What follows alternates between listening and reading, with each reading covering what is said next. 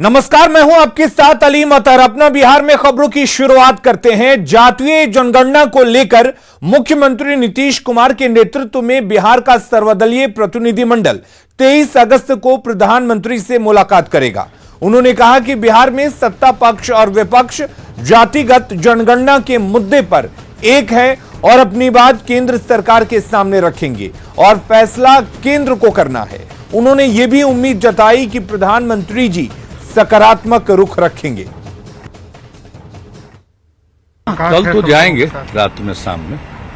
परसों समय दिया हुआ है आदरणीय प्रधानमंत्री जी का 11 बजे दिन में, तो उनसे ये पूरा का पूरा डेलीगेशन का लिस्ट भी भेज दिया था पहले भी, और पुनः भी भेज दिया गया है सभी पार्टियों के। 10 पार्टी के सब लोग जा रहे हैं, यहाँ के जितने लोग हैं जो विधानसभा विधान परिषद में 10 पार्टियां हैं, उन्हीं 10 पार्टी के प्रतिनिधि सब जा रहे हैं। 2 विषय पर बातचीत के बारे में कहा जा रहा है कि या तो आप केंद्र सरकार से चाहते हैं कि जातीय जनगणना हो, और नहीं तो फिर बिहार अपने स्तर से करे। नहीं, अभी तो हम लोग जा रहे हैं यही रिक्वेस्ट करने के लिए कि जातिगत जनगणना होनी चाहिए, तो उसी पर अपनी बात हम लोग रखेंगे। वो तो फिर केंद्र सरकार के ऊपर है क्या निर्णय लेंगे, तो लेकिन पहली बात तो यही कहेंगे सर।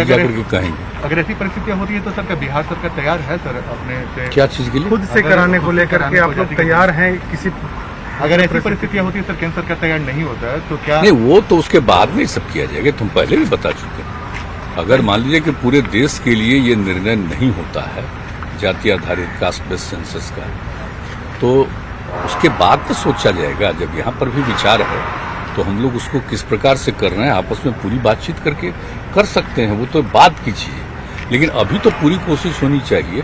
अगर पूरे देश के लिए ये हो जाता है कास्ट बेस्ड सेंसस, जाति आधारित जनगणना, ये बहुत लाभदायक होगा। और आप जान लीजिए कि कहीं से भी पता कर लीजिए, हम तो मीडिया के लोगों से आग्रह करेंगे कि हर राज्य में जरा पूछ लीजिए, तो लोगों को पता चलेगा कि सब जगह लोगों की इच्छा है कि एक बार तो जरूर होना चाहिए। तो उससे ताकि पता चल जाए कि लोगों की कितनी आबादी है और सभी प्रकार के लोगों के विकास के लिए क्या करना है और बेहतर ढंग से उसको किया जा सकता है। तो एक बार जरूर कर लेना चाहिए, ये हम लोगों की राय है। हम लोग ये अनुरोध करेंगे, लेकिन करना और निर्णय लेना तो केंद्र सरकार का है। मुख्यमंत्री नीतीश कुमार आज समस्तीपुर में बाढ़ प्रभावित क्षेत्रों का हवाई सर्वेक्षण किया। मुख्यमंत्री ने मोहिउद्दीन नगर प्रखंड में बाढ़ राहत शिविर का भी जायजा लिया। उन्होंने कहा कि बाढ़ पीड़ितों को पूरी मदद दी जा रही है। आप जानते हैं पहले बराबर जाते रहते, उधर समस्तीपुर का भी देखा था। पिछले 2 जगह जो हम गए थे और सब जगह रियली देख लिया था, तो उसी समय मेरे मन में था कि हम जाएंगे जरूर। तो वही 4 जगह पर जहां काम हो रहा है वो सबको देख करके आए। लोग संतुष्ट थे और काम ठीक ढंग से हो रहा है। लोगों के आवास के लिए भी इंतजाम, भोजन के लिए इंतजाम, और अन्य प्रकार से सुविधा जो दी जाती है हर परिवार को, फिर पशुओं के देखभाल के लिए वो सब चल रहा था। हमने देख लिया और लोगों से बातचीत भी की, तो चल रहा है। वैसे तो अब घट रहा है पानी, अब तो स्वाभाविक रूप से गंगा नदी का गंगा जल जो है नीचे जा रहा है, तो उसके चलते लोगों को धीरे धीरे राहत मिल रही है। लेकिन प्रभावित तो हो ही गए, तो उनको तो नुकसान हो गया, इसलिए उनके लिए तो करना ही है, वही कर रहे हैं। देखने गए थे, देख करके आए। दरभंगा के माधोपट्टी पंचायत में जमींदारी बांध 20 फीट तक टूट गया है। बांध के टूटने से गांव में तेजी से बागमती का पानी फैल रहा है। देर रात में बांध टूटने के बाद से ही ग्रामीण दहशत में हैं। टूटे बांध को बांधने का काम भी तेजी से चल रहा है, लेकिन पानी की तेज धार की वजह से काफी परेशानी हो रही है। पहले से पानी रिसाव था। यहाँ पदाधिकारी महोदय को सूचना दिया गया है, सीओ महोदय को दिया गया है, और हमारे सरवर आलम जी, थाना प्रभारी जी भी यहाँ पे औचक निरीक्षण में पहुँचे हैं। अभी ये इस बांध का जो अभियंता है, वरीय अभियंता, वो भी पधार चुके हैं, और लगभग माधोपट्टी का सभी वार्ड इस बाढ़ से प्रभावित है। कोरोना से बिहार की सुरक्षा के लिए सरकार जोर शोर से लगी हुई है। साल के अंत तक 6 करोड़ लोगों को कोरोना का टीका देने का लक्ष्य रखा गया है।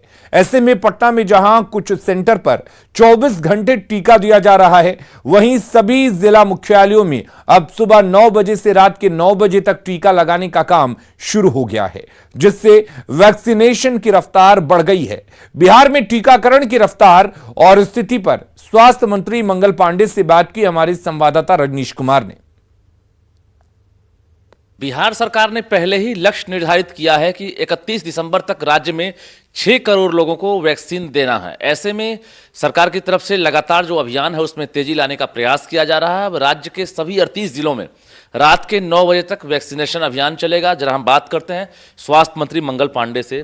सर, ये नई पहल की गई है, फिर से रात के 9 बजे तक अब वैक्सीन दिया जाएगा। हमारा प्रयास ये है कि हम अधिक से अधिक लोगों को टीका दे सकें और लोगों को सुविधा भी हो टीकाकरण केंद्र पर आने में और टीका लेने में। तो कई कामकाजी लोग होते हैं जिनको दिन के कार्यावधि में टीका लेने में दिक्कत होती है, ऑफिस छोड़ना पड़ेगा या अन्य व्यापारियों को दिक्कत होगी। तो हम लोगों ने तय किया कि पटना में तो 24/7 केंद्र चलाते हैं, लेकिन सभी जिला मुख्यालयों पे सुबह 9 बजे से लेकर रात 9 बजे तक टीकाकरण का काम होता है, ताकि काम धाम करने वाले लोग भी आसानी से आके टीकाकरण पर टीका ले सके। और इसका लाभ भी दिखाई पड़ रहा है। सभी जिले में यह टीकाकरण का काम चल रहा है और बड़ी संख्या में लोग ऐसे टीकाकरण केंद्रों पे आ रहे हैं। इसलिए अब हम लोगों ने तय किया है कि अगले एक पक्ष के अंदर सभी प्रखंड मुख्यालय और जिला मुख्यालयों पे जो दूसरा डोज टीका का देना है, उसके लिए हम डेडिकेटेड अलग काउंटर बनाएंगे। तो डेडिकेटेड अलग काउंटर रहने से जो दूसरे खुराक लेने वाले लोग हैं उनको सहूलियत होगा और उनको प्राथमिकता भी मिल जाएगी। अभी तक 3 करोड़ 21 लाख से अधिक डोज लोगों को दिया जा चुका है और अभी पर्याप्त समय 31 दिसंबर आने में है और लगातार टीके की आपूर्ति भी भारत सरकार की ओर से बढ़ती जा रही है। अगले महीने से यह आपूर्ति और ज्यादा बढ़ने वाली है, तो हम खूब आराम से अपने लक्ष्य को प्राप्त करेंगे। बिल्कुल, तो स्वास्थ्य मंत्री मंगल पांडे बता रहे थे कर दिखाएगा बिहार। इस संकल्प के साथ राज्य सरकार प्रयास में जुटी है। रक्षाबंधन से एक दिन पहले शिक्षक के लिए चयनित अभ्यर्थियों ने आज पटना में शिक्षा मंत्री विजय चौधरी को राखी बांधी और मिठाई खिलाई और राखी के उपहार में जल्द से जल्द नियुक्ति पत्र जारी करने की मांग की। साथ ही चयनित अभ्यर्थियों ने खाली पड़े 50,000 पदों पर भी जल्द बहाली की प्रक्रिया शुरू करने की मांग की। ऐसे ही कुछ चयनित अभ्यर्थियों से बात की हमारे संवाददाता रजनीश कुमार ने। कल तक शिक्षक बहाली को लेकर आंदोलन करने वाले अभ्यर्थी आज चयन होने के बाद शिक्षा मंत्री को राखी बांधने के लिए पहुंचे हैं। बड़ी संख्या में राज्य भर से महिला अभ्यर्थी पहुंची हैं और शिक्षा मंत्री के आवास पर मुलाकात करने के बाद बाहर निकली हैं। हम सीधे बात करते हैं कि अभी आप लोगों का नियुक्ति पत्र नहीं मिला है, लेकिन क्या लग रहा है कि उम्मीदें जो है अब पूरी हो जाएगी? देखिए, हम लोग बहुत आशा और उम्मीद के साथ माननीय शिक्षा मंत्री जी के आवास पर रक्षाबंधन के पावन त्यौहार के अवसर पर हम लोग राखी और मिठाई लेकर उनके पास पहुंचे थे और हम सारी महिलाओं ने मिलकर के राखी बांधी उनको।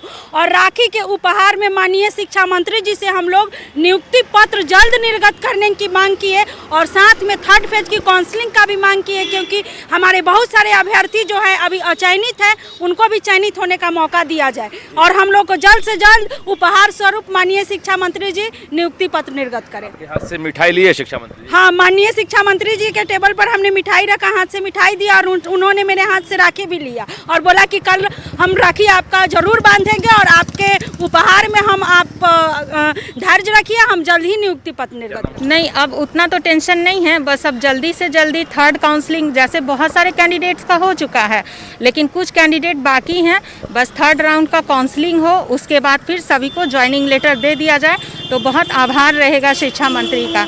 चूँकि प्रक्रिया से संबंधित मांग है, उसमें हम लोगों ने मांग रखा था कि 3रे फेज का डेट क्लियर कीजिए, उसको जारी कीजिए ताकि बाकी जो बचे हुए जो सीट है उन रिक्तियों को भरा जाए और नियुक्ति पत्र जो है प्रथम और द्वितीय चरण के जो काउंसलिंग हुई है, जिनका NIC पर अपलोड हो चुका है, उनकी नियुक्ति पत्र दिया जाए। हालांकि शिक्षा मंत्री से ये लोग मिले हैं कि तीसरे फेज का जो काउंसलिंग बचा हुआ है और साथ ही जिनका चयन हुआ है ज्वाइनिंग लेटर नहीं मिला है, ऐसे में शिक्षा मंत्री ने भरोसा दिया है कि जो ज्वाइनिंग लेटर है वो जल्द ही मिल जाएगी और साथ ही जो काउंसलिंग बचा हुआ है वो भी पूरा कर लिया जाएगा। कैमरामैन अजय दुबे के साथ रजनीश कुमार, न्यूज़ 18 पटना।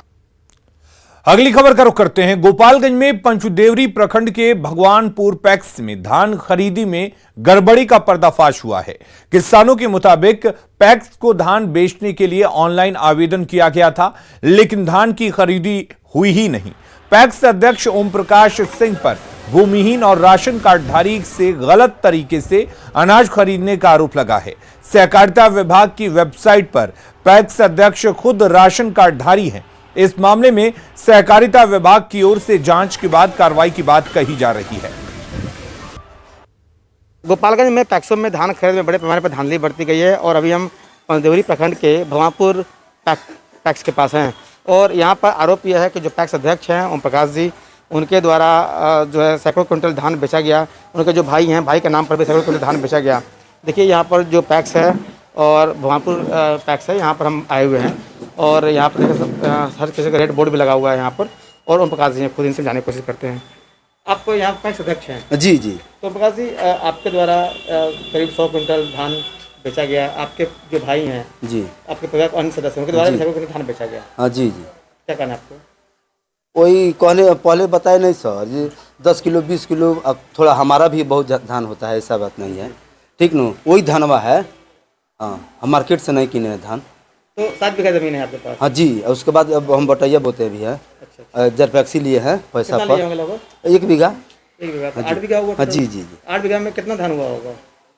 अब इसको तो जोखे तो नहीं है सर, लेकिन 3700 क्विंटल धान नहीं होगा? नहीं, कम होगा। हम पहले बताए थे तो कम होगा, मगर मान के चलिए जो वो 10 किलो 20 किलो उसका तो तुलना नहीं न है जी।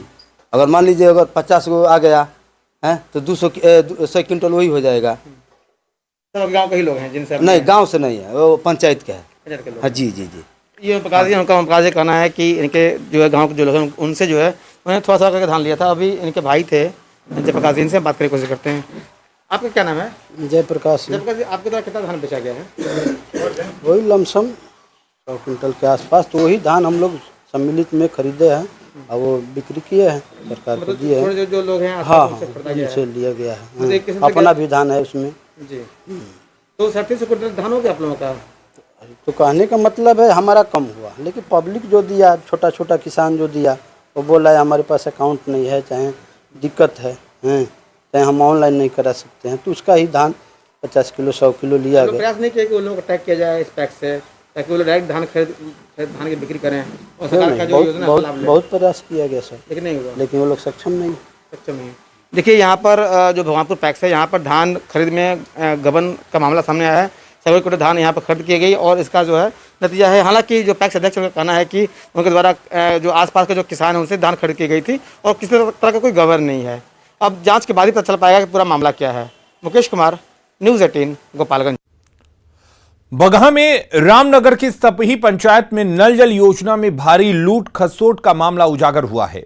वार्ड नंबर 8 के वार्ड सदस्य कामेश्वर राम ने कहा कि बिलकहनी में कुछ लोग इस योजना के लाभ से वंचित हैं। उन्होंने सचिव पर राशि निकाल लेने का आरोप लगाया है। इस मामले में प्रखंड विकास पदाधिकारी ने जांच के बाद कार्रवाई का भरोसा दिया है।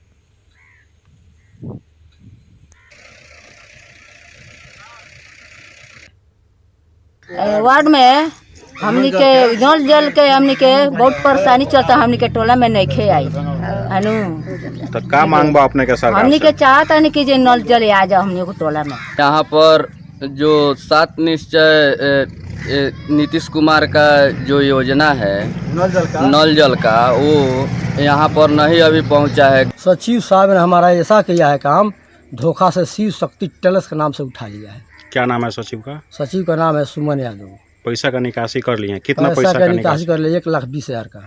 क्या बोलते हैं अब वो? अब उनसे हम पूछते हैं कि भाई जो अधूरा काम है उसको पूरा करूं, तो वो बोलता है ये देखेंगे या करेंगे वह करेंगे, हमारा इतना मामला है या मामला है, 20 को बहाना मरता है। उसमें एक आवेदन प्राप्त हुआ है, उस आवेदन को हमने जांच के लिए जेई को दे दिया है। जैसे प्रतिवेदन प्राप्त होता है उस पर आगे तक कार्रवाई की जाएगी। और अब बात आरजेडी में मचे घमासान की, जिसमें महाभारत के किरदारों की एंट्री हो चुकी है। Who is Tej Pratap? So you go and ask to my father, who is Tej Pratap Yadav?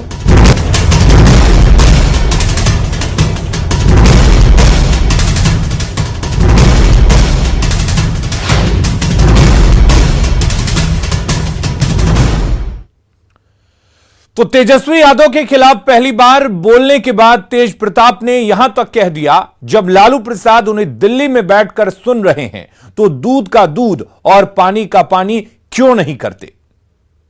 जब बोलते हैं, जब खुल के आप बोलवाना चाहते हैं तो नाम सुन लीजिए, जगदानंद सिंह के अलावा शिशुपाल और कौन हो सकते हैं।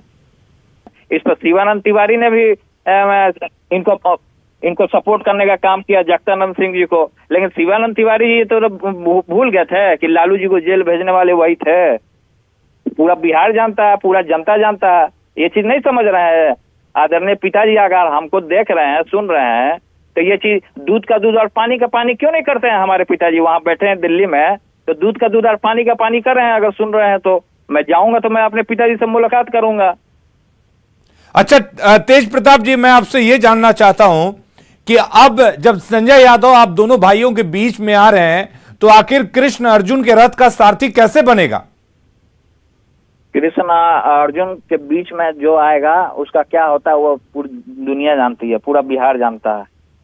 कृष्ण अर्जुन के बीच में जो आया तो क्या हुआ था महाभारत में, दुर्योधन आए थे ना बीच में, तो क्या हुआ था।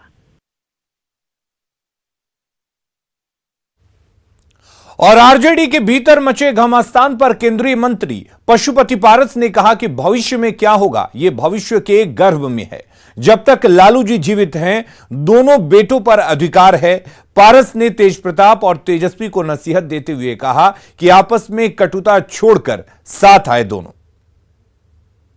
उधर भाई हैं, खून का रिश्ता बहुत गाढ़ा होता है।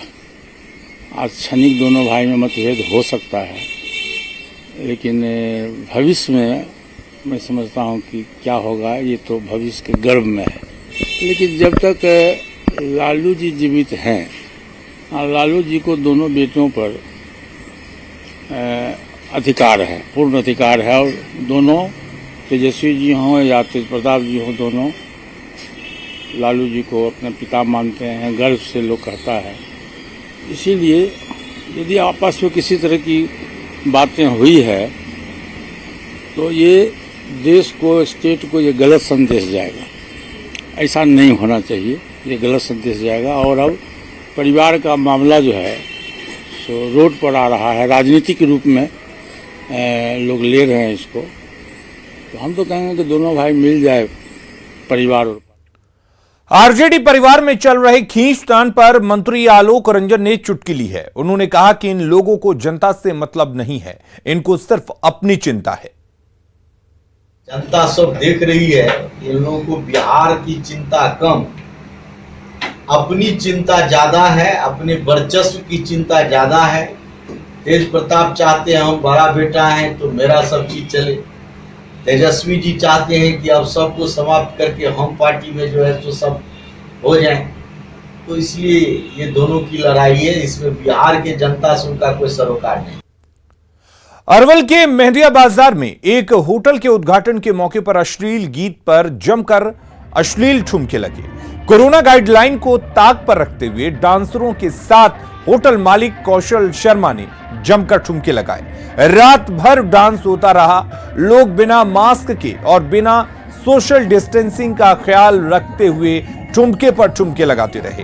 हैरानी की बात यह है कि NH 139 के किनारे यह सब होता रहा और पुलिस को कानो कान इसकी खबर तक नहीं हुई। डांस का यह वीडियो तेजी से अब वायरल हो रहा है।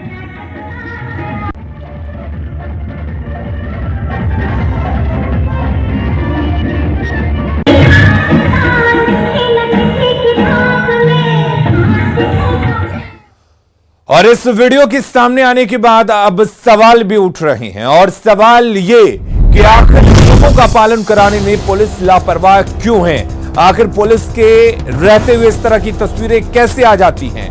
कोरोना के मामले कम होने के बाद आखिर लापरवाही क्यों। लोग क्या चाहते हैं, एक बार फिर से वही कोरोना का खौफ देखने को मिले, तीसरी लहर को लेकर लोग आखिर सतर्क क्यों नहीं हैं? क्यों नहीं पहले से सीख लेते हैं लोग ताकि कोरोना को रोका जा सके। खबरें लगातार जारी हैं, अब बने रहिए न्यूज़ 18 बिहार झारखंड के साथ।